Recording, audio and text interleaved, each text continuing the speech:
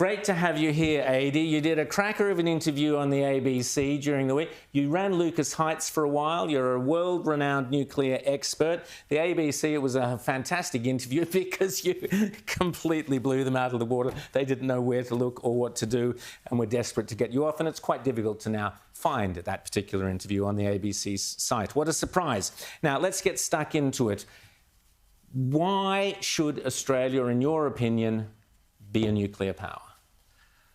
I think we can't afford not to be a nuclear power. I think the big challenge we're now facing, which is depressing to me, is that we are in a massive thought bubble about how we can get electrons from solar panels and wind turbines, both of which I worked on in the 1990s and the early 2000s and came to the conclusion that they would not work. Everybody thinks that solar panels are new. The first solar panel revolution happened 20 years ago, and it failed. But my fear for the Sydney Basin is what I call the big hailstorm. What we don't know is that already we're facing solar panel risk. If we get a mega hailstorm across the Sydney Basin, we will lose a power, literally a power plant. We used to build big plants out in the bush.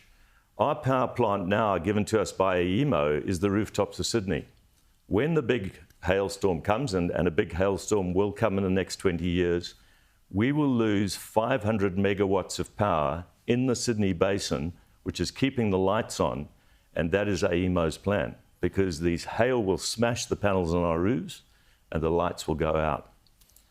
That's the plan. Build bigger solar panels out in the bush where they also have hailstorms.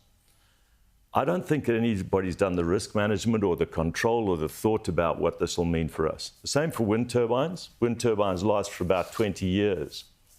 The big wind turbines are now 7 megawatts. That is a massive machine.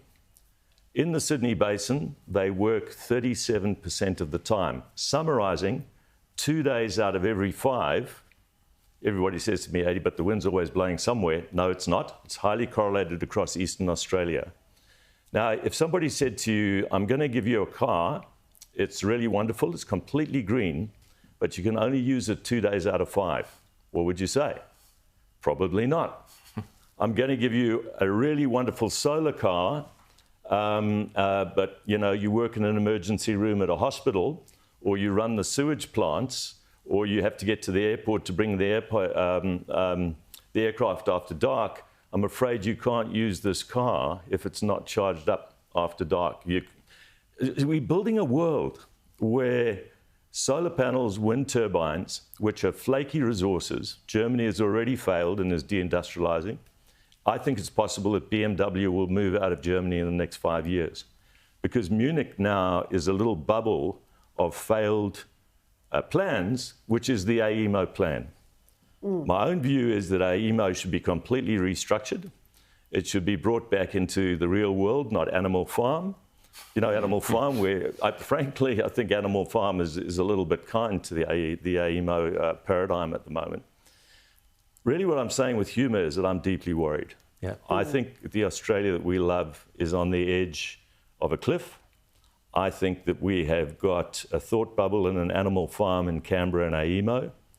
And I think we're in big trouble. And we're not looking at the overseas experience. We're not looking at Germany, for example. And we keep hearing this mantra from the renewables, not just the renewable sector, but also most of our politicians, that nuclear is the most expensive form of energy.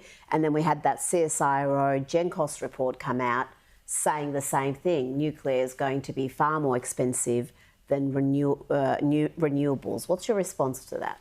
The GenCost report looks at one reactor which is being built in Finland. It's a gigawatt scale, that's 1,000 megawatts. I'm not proposing that we build, and I haven't proposed that we build gigawatt scale reactors in Australia for the last 2 years, but people are not listening. I think we should be building reactors at the scale of a large wind turbine. There are reactors being built in the world today that are 5 megawatt reactors. I've just told you that a big wind turbine is 7 megawatts. Now, what are you going to choose? A 5 megawatt reactor or a 7 megawatt wind turbine? one that's going to be on all the time, that connect into the grid that you've already got. It's very close to an existing power source. It's got a safety case, which is the container on the pad. You don't need a 10-kilometre safety zone. These are already licensed. I mean, in Idaho, they're building one of these things. Bill Gates is building a molten salt reactor in Wyoming. These are actual, real projects that are being built now. The great thing about them is that we already have a supply chain in Australia, because these reactors are smaller than the Opal reactor, which has a 20-megawatt core.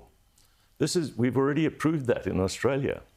So I think we've got to move away from the gigawatts and fear, and move to the megawatts. And you've called the Gen Cost report a con, Gen Con. I call it the Gen Con report. It's worse than that. It's actually a form of fascism. It is put together by an economist with a master's degree and a person who is a proponent of wave power. Oh. It's not the CSIRO report. It's 10 spreadsheets, which are sold to the Australian public as if it's mandated by somebody who can spell nuclear. It has not a single ounce of credibility. I believe that we could have a new report. In fact, I was talking to one of my colleagues that we're going to start a little startup to do this, to take out the Gen Con narrative and to create reports for at a municipality level, for each municipality, of what nuclear could do for you with these smaller plants that I'm talking about. Some of these plants could literally be in our backyard within 5 to 7 years. That's the build time. It's about the same duration as a wind turbine project, a big wind turbine project takes. We just have to change the paradigm. We lift the ban, we take the power away from the central government, and we give it back to state governments. James? Adi, just quickly, the UAE, they've got lots of sun, as we do, but they've introduced nuclear. What's happened to the price of electricity since they've gone nuclear? Well, first of all, it's become much better quality, so you can keep your industry going. And the other great thing about it is that they've really solved the problem of all the gas and other plants that were used. Now, they built big ones because they had a big problem, but the people in other communities are building small ones. So the UAE actually built big plants, first one 7 years, second one 5 years. It's just wrong to suggest that it takes too long, costs too much. What costs too much is not being strategic. Nuclear is complicated. But hey, we can deal with complexity. We're Australia. And you reckon the costs will come down with nuclear energy in this country? I'm absolutely certain, because I'm an expert on the grid, not just nuclear. Yeah.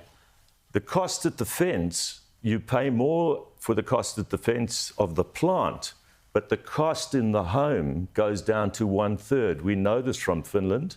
Their big, expensive late nuclear plant, when they switched it on, the price of electricity to finished consumers went to 30%. Fantastic. It's been done. Brilliant. Adi, Paterson, thanks so much for talking to us. A fount of knowledge there on nuclear energy, and there's so much more we could talk about there. Thanks so much for coming on Outsiders today.